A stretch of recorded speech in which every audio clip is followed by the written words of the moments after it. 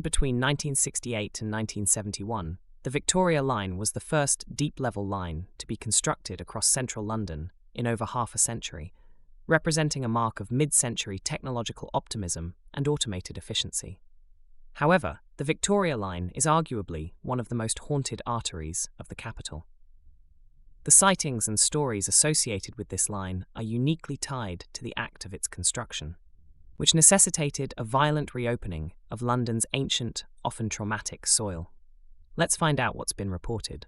Green Park Underground Station sits in central London, beneath the area between Hyde Park, Buckingham Palace, and Piccadilly, where several lines meet below ground. The station is frequently cited as the most haunted location on the entire London Underground network. Green Park has been mentioned more often than most stations when people talk about unusual experiences on the Underground, and the reports linked to it tend to centre around the same few figures appearing at different times in different parts of the station. One of the figures most often described is a woman dressed in Victorian clothing. She is usually reported on the platform or in the connecting corridors, seen at a distance in a way that makes her seem like any other person at first.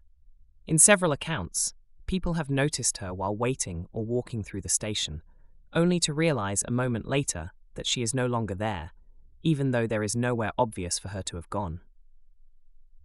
Another figure associated with the station is a man described as wearing clothing from the 1930s.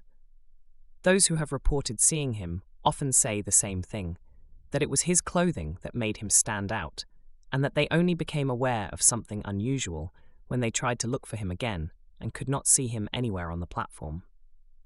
The moment itself is usually brief, but clear enough to be remembered afterwards. There have also been reports of a soldier, described as wearing clothing from the English Civil War, seen within the station. The detail is specific enough that it tends to stay with people, not because of how long the figure was visible, but because of how out of place it would have been in that setting. Like the other accounts, the figure is not seen for long, and there is no clear explanation given for how or why it appeared.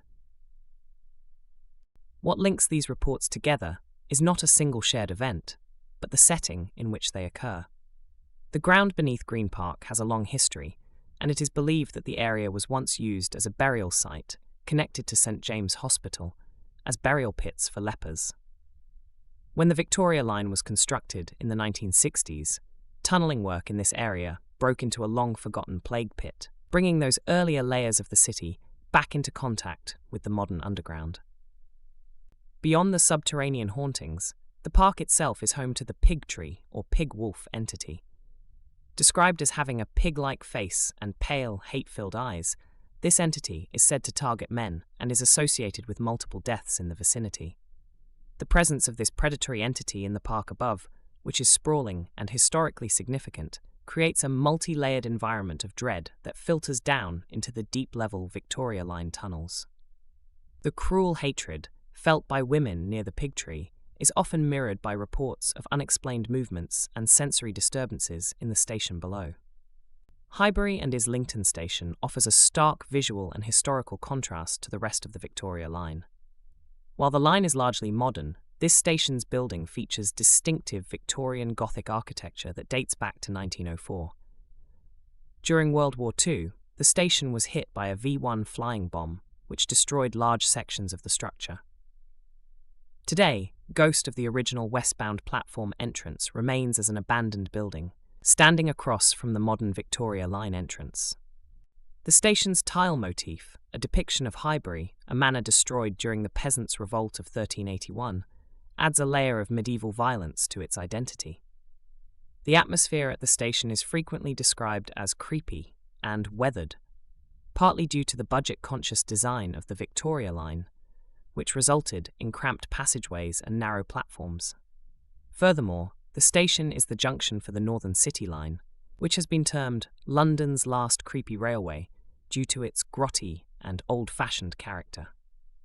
The combination of wartime destruction, medieval revolt motifs, and the ghostly sound of the Victoria Line trains, which are particularly loud in the stretch leading to Seven Sisters, contributes to a pervasive sense of spectral unease at this location.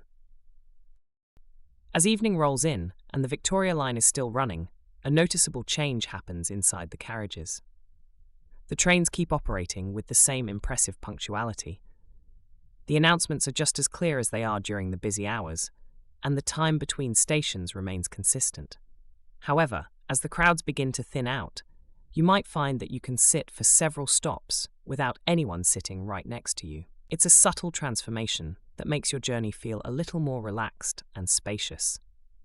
One passenger shared her experience of catching a southbound train after leaving work later than usual. As she stepped onto the platform, she noticed it was much quieter than she typically encountered. When she boarded the train, a few people were scattered throughout the carriage, mostly hanging around the doors. Wanting some space, she opted for a seat toward the center, where she could relax without being too close to anyone else. As the train made its way to the next stop or two, she watched as those remaining passengers got off. By the time the doors closed again and they plunged back into the tunnel, it felt like her section of the carriage was completely empty. She took a quick glance around, just to reassure herself that she was alone. Which was more a reflex than anything else, the kind of habit people develop when they're traveling late at night. The carriage was well lit, with bright lights reflecting off the windows and shiny metal fixtures. Everything looked perfectly normal. A little while later, as the train rolled along between stations, she found herself glancing up again for no particular reason.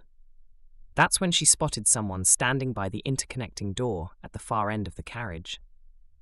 The person was close to the glass panel, almost as if they were waiting to step into the next carriage. She didn't take a long look at them, but their presence registered clearly enough, and was not just a figment of her imagination. She thought to herself that maybe she had just missed them getting on the train. They could have slipped in just as the doors were closing. Or maybe they were standing right outside her view when she glanced up earlier. It didn't seem strange to her at all, so she shifted her gaze back down to her phone. The train started to slow down as it approached the next station. The platform came into view through the windows. She took one last look down the carriage, half expecting to see that familiar figure still standing there. But when she glanced toward the connecting door, she was surprised to find it empty. On leaving the station, she brought up her experience to one of the staff members at the platform. She described it as something she found hard to put into words, rather than anything overly dramatic. The staff explained it in a pretty straightforward way. Sometimes, reflections in the glass can play tricks on your eyes, especially when you're moving from the bright area of the platform into the darker tunnel. It turns out that if you're looking at a moving train from a certain angle, it might even seem like it's standing still. One of the most specific and physically imposing apparitions associated with the Victoria line is the brown giant of Vauxhall. Unlike the often frail Victorian spirits of other lines, this entity is described as a 7-foot-tall man dressed in brown overalls.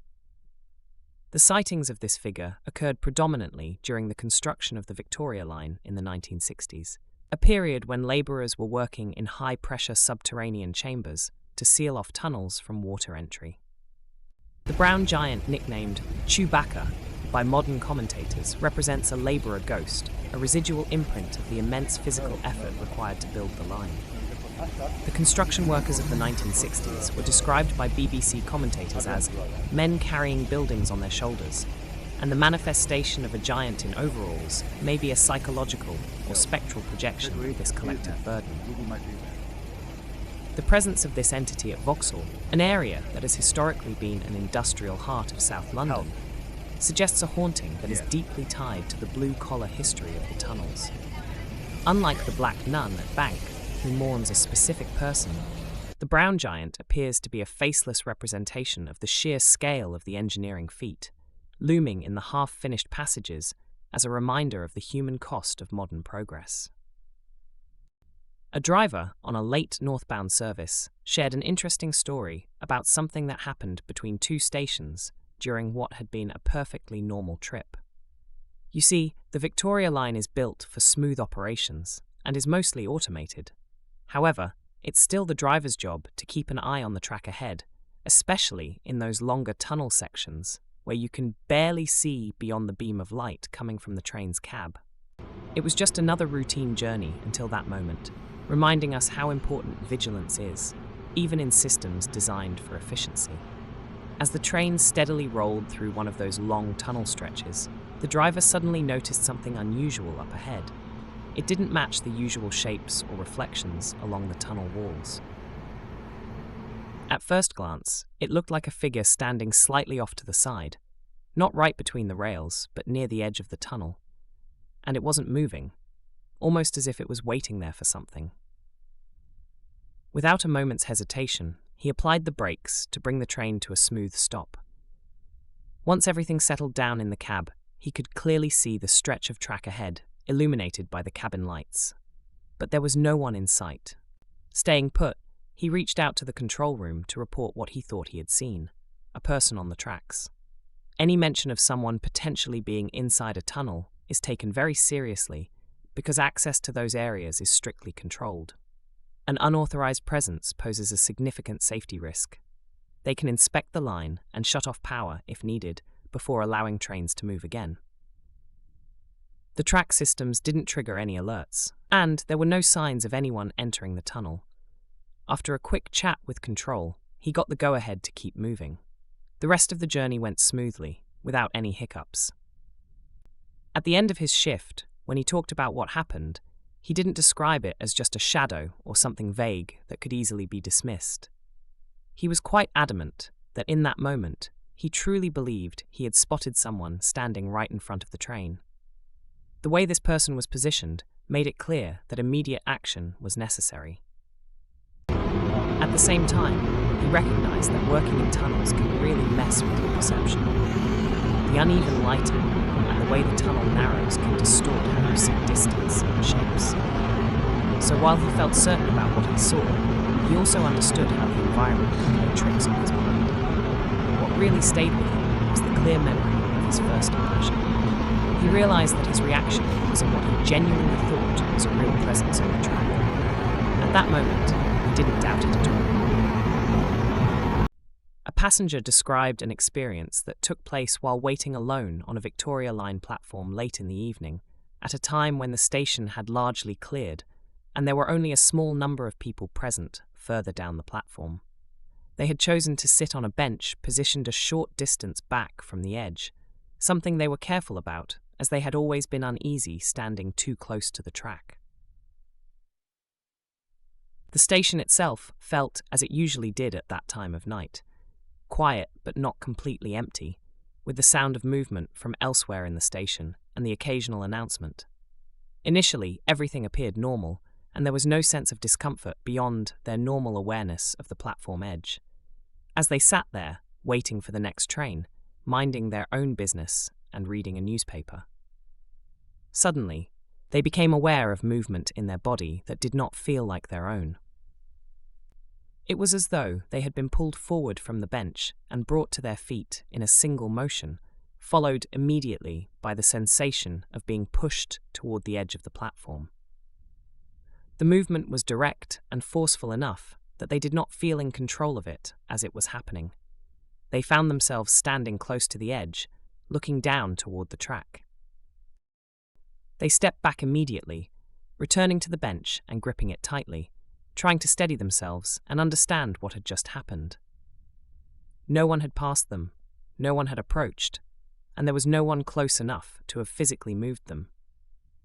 They stayed seated there until the train arrived, choosing not to move again until they could board.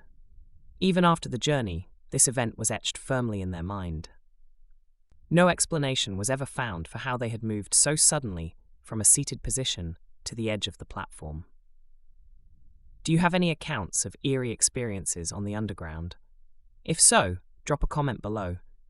And if you're finding these accounts interesting, subscribing helps the channel grow, and it means you'll see future stories like this.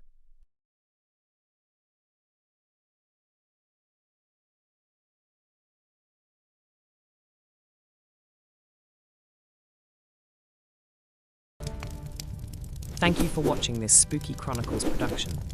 Click that like button to help push the video out to other viewers. Tap subscribe to join our community. ring the notification bell, and hit that hype button so you never miss another video. And share this video with a friend who swears they don't believe in ghosts. Good night.